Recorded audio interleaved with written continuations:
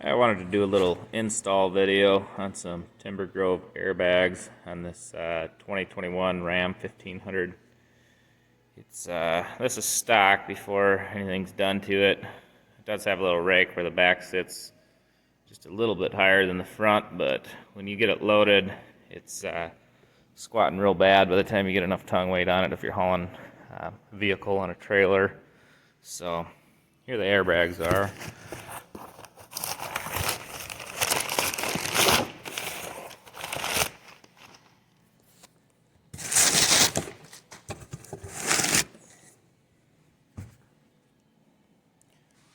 Are labeled there, right passenger side, and these are all stainless steel brackets there. There's the Timber Grove bags.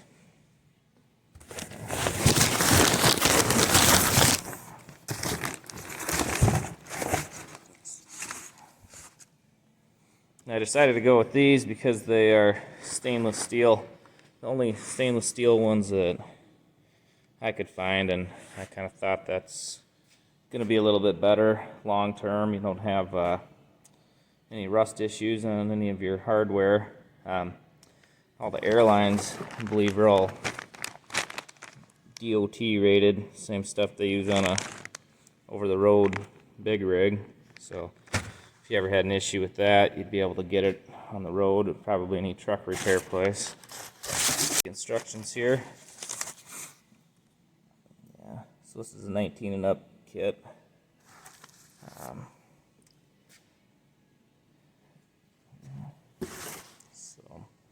Yeah, I noticed the airlift ones.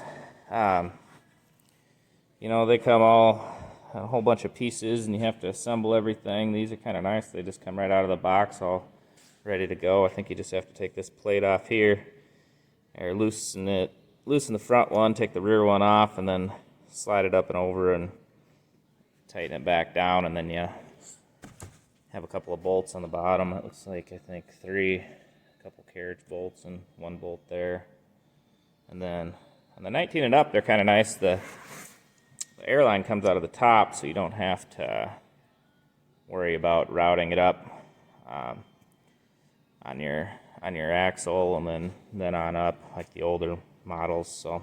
So your airline's kind of fixed, just stays with your frame, and everything moving is, you know, down on the bottom, up and down. So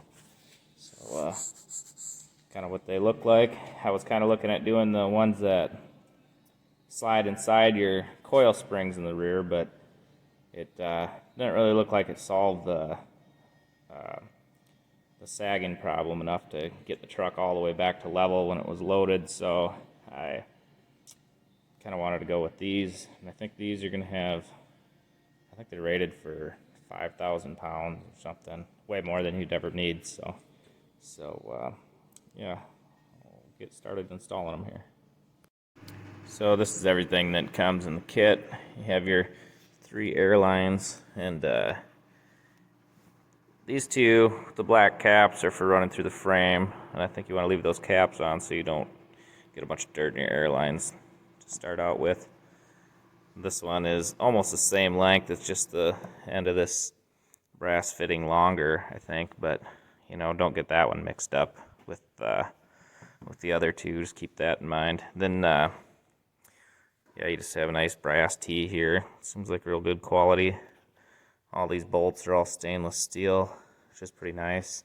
Yeah, these are all the tools it says you need in the directions. So a utility knife, that's good and sharp. Side cutters, a 1/4 3/8 ratchet, then 9/16, half, 7/16 ratcheting wrenches, and a 1/2 inch box wrench. And then 2 6-inch extensions, a 1/4 3/8, and then they're both shallow 1/2 inch sockets. And this is the bottom of the bags, and these have a slide on them, so you're going to have to loosen that so you can get your airbag sitting straight once you get it all in there. So I loosened that one up a little more than what it was, but yeah, just the value of these things is kind of what what I was kind of looking at, long term. So you know, if you buy a new truck and you buy one of the airlift kits that's not stainless steel, and you know, you use it for 3 years, that thing might be rusted out and useless after that. Where these, you know, if you buy a new truck, you just take them off and put them on your new one. You have all your stainless hardware, and so, and you know, the airlines and stuff seem like really good quality. You know, I think those are pretty thick walled there. Then I mean, this is what the kit cost me. It was $385 and then $38 to ship it, so a total of $423. I guess I didn't have tax since it was shipping out of state, so that's kind of nice. And my plan for the inflating it, I just have a little air inflator that plugs into a cigarette lighter, but or 12-volt power outlet. So I bought one of these things that just goes in your trailer wiring plug there, and has a 12-volt outlet on it. So I figure that way I don't have to try and run it from in the cab all the way back here, and the wires probably won't be long enough for that anyway. I mean, so you can do it a lot of different ways. That's just the way I'm choosing to do it, I guess. So one thing I was kind of looking at here, you know, it doesn't say what weighs forward or back on these bags, and you know, after you loosen this, you can kind of spin it around, but I believe that this bigger half ring here that you have to take off is the rear of it, and the smaller one is the front. So that would kind of make sense with the way it's labeled and everything. So not 100% sure on that. They did have those snugged up when I first got it, and I kind of was messing with them and spinning them around and stuff. So I think that's the way it ended up. So another thing I wanted to mention is just for getting these bags straight, I chose just to do it on the ground rather than using my lift. I have a 2-post lift right there, but I just figured most guys are going to be doing it on the ground, so I was just going to do it that way to kind of show how you'd probably end up doing it. I know with the rear tracking arm on the coil spring, rear suspension is right across there, and when you're on the ground, that's relatively level. You know, that controls your body, your frame to your axle, side to side movement. So if you lift it all the way off the ground with a 2-post lift and you're working on it, that axle is actually going to drop, I believe, towards the passenger side as that comes down at an angle. So if you install your bags and you tighten everything down and then you set it back down on the ground, that'll actually move over, so your bags won't be sitting nice and straight. You know, they'll be off at an angle a little bit, so that'll kind of throw you off. So I just have to remove these rubber bump stops, which come out surprisingly easy. Shouldn't need those anymore. Here's the other one. All right, so I just jacked it up on the differential there. A couple jack stands up on the frame here, and I might need to drop it down to get enough room to get those bags in there. Not sure yet. I'll figure it out here. So now I'm going to take the 2 airlines with the black caps and pre-route those through the frame. Right, so I ended up taking the spare tire off just so you can see this a little bit better. You have to route the line with the cap on it through there, and there's a square hole right below that you're going to go in and feed it through. So the first spare tire cross member, there's a hole behind that. It's going to come through. Okay, so I got my airlines ran. You can kind of see the hole there going through there, and then the first cross member there. There's another square hole like that. Comes right out of. And it's pretty much the same on both sides. there's the other one. I think you have to leave a little bit sticking through. Let's see a spot to hook that up. So now I have it jacked up on the axle. I'm going to put a couple jack stands here on the frame, and then drop that axle down so I have room to hook those airlines up and get the bags and mounted on the top.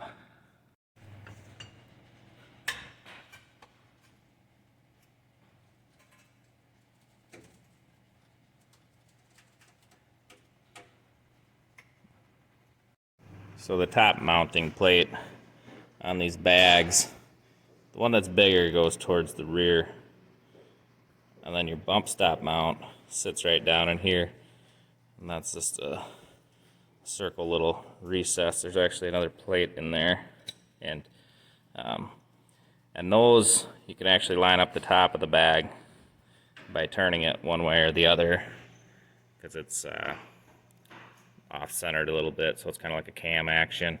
And I think it was 20 degrees to the inside or outside. I can't remember exactly what way you ended up having to turn them to get them to line up straight. But yeah, it's kind of another reason that's nice to have stainless steel, because you'll get, over time, if these were just regular steel and they get rust going in there, you know, if you live anywhere where there's salt, you know, that could boil in between there, and you actually have 3 plates on there, so that eventually could boil up and actually break these bolts if it wasn't a whole stainless setup. So another reason I think the stainless is kind of worth the money in the long run if you're gonna live anywhere there's salt.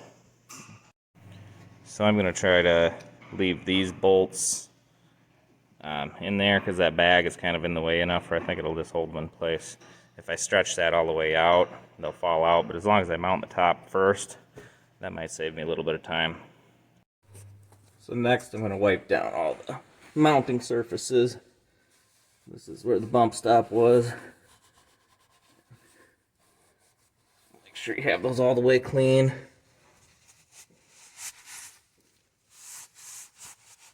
I probably would have just pressure washed it, but I'm working on the floor here and I didn't want it to be all wet.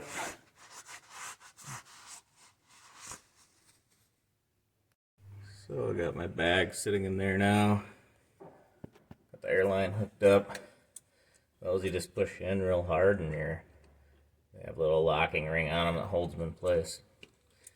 Doesn't get much easier than that. So here's a look from the top after I slid the bag over the bump stop mount there. And I just have the front ring on there, and I just kind of pushed up on the carriage bolts and ran the nuts down a little ways by hand. And it looks like my carriage bolts are staying in there, kind of held by the bag pretty well. I think that little trick works good. So I got the bag mounted up on the top now. I kind of wanted to show this is sitting pretty straight, but if you were to twist it towards the outside there, it would get closer to the spring and kind of twist the back towards the inside. I think they recommend like 20 degrees towards the inside, and then this bottom plate here, once we get it all bolted on and stuff, we'll get it all straightened out, and then tighten up that bolt on the bottom to hold it where we need it. So now I have both bags just loosely installed hanging here, and then on this bottom you're gonna need to loosen that bottom bolt there enough so you can pull this plate down so you can slide your carriage bolts in here, and then I get them like that. What I'm going to do is hook the airlines up next, and then I'm going to add just a little bit of air to them until the bags drop down to the axle, and then it'll give me a little more room to get all this in there. So this is the airline that goes up into your box with your Schrader valve in it. So you're going to put a nut on, then that big washer, then this little washer is just center it in the hole, and next, you'll put the big flat washer on, then the nut, and you'll have it. I have a bed rug in here. It's probably a little bit different than what most people will have, but I just cut a little hole through that, and I'm just gonna put the big washer right on top of the bed rug on the outside. So that's a little bit different, but I think there's enough threads here where that should work out okay. Okay, so I got that airline fed through into the bed now. You kind of need 2 people for that. I had to have somebody help me. So, that's kind of where it runs. Yeah, a little tough to see up in there. But right up in there. Now I just gotta put my T-fitting on and route my lines the rest of the way. Okay, for this one, we're gonna leave a little bit of slack here. So if you ever had to make a repair down the road, you'd have a little extra line, or if you're taking the bags back out. So this is the line coming from the bed here.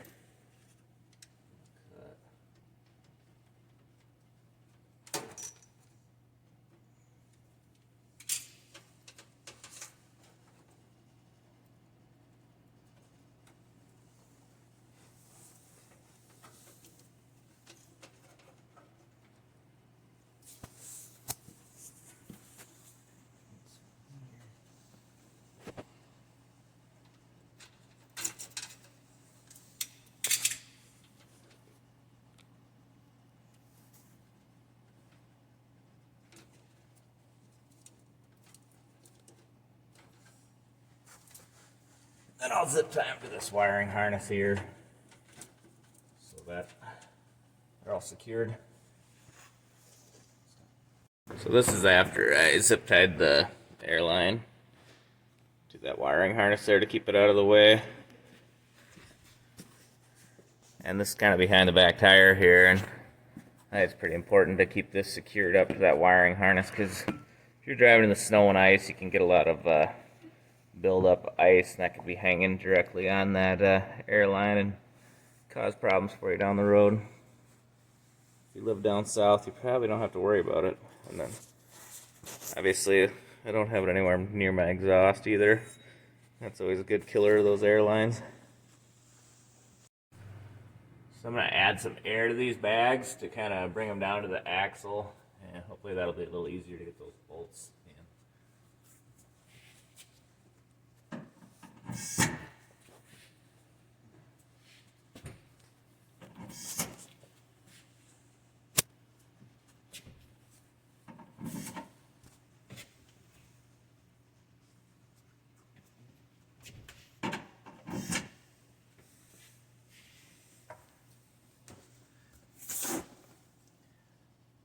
Okay, so they're pretty close now. I might just go up a little bit here with the jack on the axle to bring them in the rest of the way.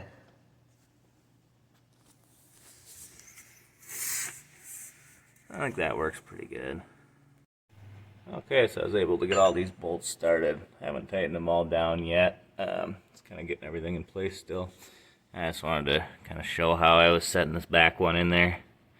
These are a serrated flange nut, so they'll sit right in that open end wrench real nice, and then you can just kind of go in right under that bolt and start it by hand, turning the bolt on the top. Works real well. And then if you're need to change or get a little closer the bag to the axle, you can just jack up the axle a little bit after you have those bags aired down real close, and then kind of do your fine tuning with that to kind of get everything in place. So I got both bags in here. I got all this hardware just on kind of loose, you know. And then I think you want to tighten the outside one, then the inside one, then the one rear bolt, kind of in that order, because you want to make sure this slack gets taken up first, I believe, before you tighten that back down. Otherwise, you might end up with a gap there or something. But I think that's what the directions say to do. So I'm just using another little extension on my 6-inch one there. Tighten that up.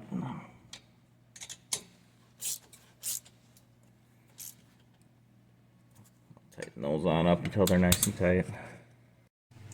So here's something I kind of wanted to point out here. This little gap right here, this bolt is all the way tight. There looks like kind of a little gap right here, which there is, but looking at it here from the other side, That's actually all the way tight, as tight as you can get it, so I guess don't go too crazy trying to tighten that. I think that's how it's supposed to sit in there. So, but you just want to tighten these front ones first and then tighten that back one last. So now I let all the air back out of the bags, and I jacked up the truck on the axle until it was just coming off my jack stand. So this should be your normal ride height, all the weight on the axle. And then this is just to align this tracking arm to where it's gonna be when you're at normal ride height, so you can center up your bags.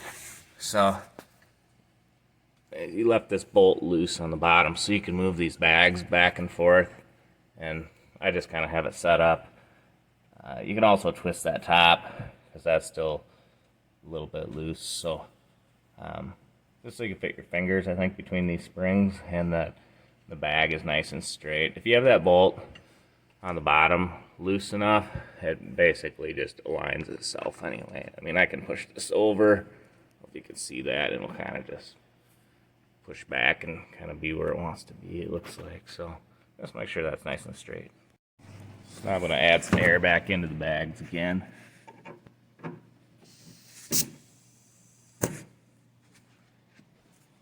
Raises it right up. And then spray these down with some soapy water.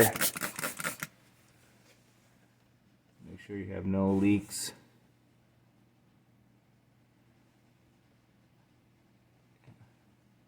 Looks good to me. I don't think you can check the ones on top of the bags because you can't really get to them, but that style of fitting is usually pretty good. As long as you cut your plastic lines with a good sharp blade, nice and straight, and you don't try and use like side cutters and snip it and smash it, you know, that'll cause problems.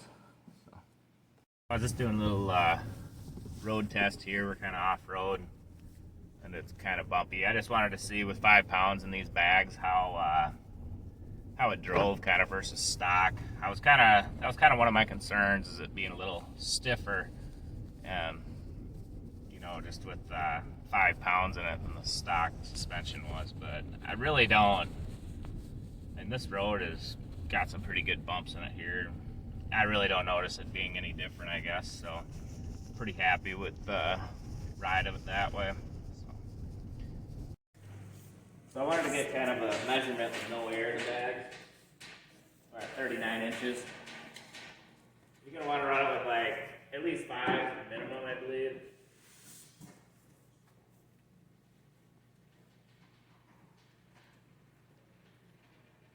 So that's at 6 psi right there. So that's at 39 3/8 inches.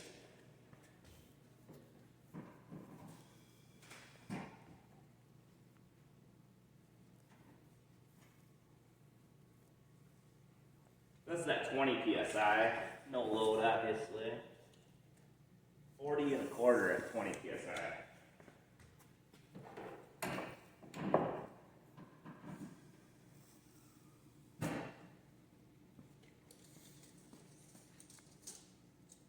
It's like 41 1/4 there. Yeah. That's at 40 psi. Layer it up some more.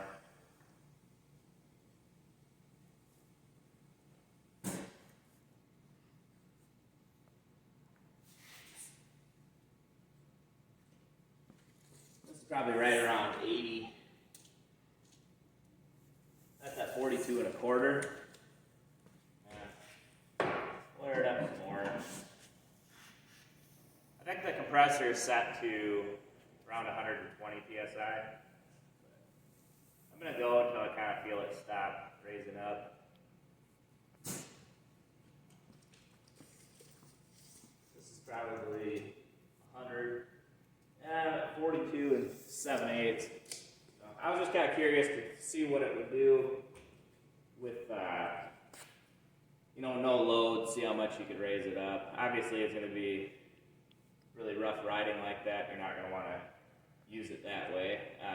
But those bags, I think, are capable of 500 psi. I mean, they're just way more heavy duty than all those like airlift bags you try and shove inside your coil springs, the 1000 HDs and stuff. So we're trying to get away from the light shining up too high at night when we're loaded and everybody bright new. So wanted to make sure we had a bag that was capable enough for that, and then something good, long lasting with all the stainless steel and good brass airline fittings and that stuff. So probably the last set you'll ever have to buy, as long as you keep the same truck or get the same body style again. So well, I hope this video helped. Have a good one.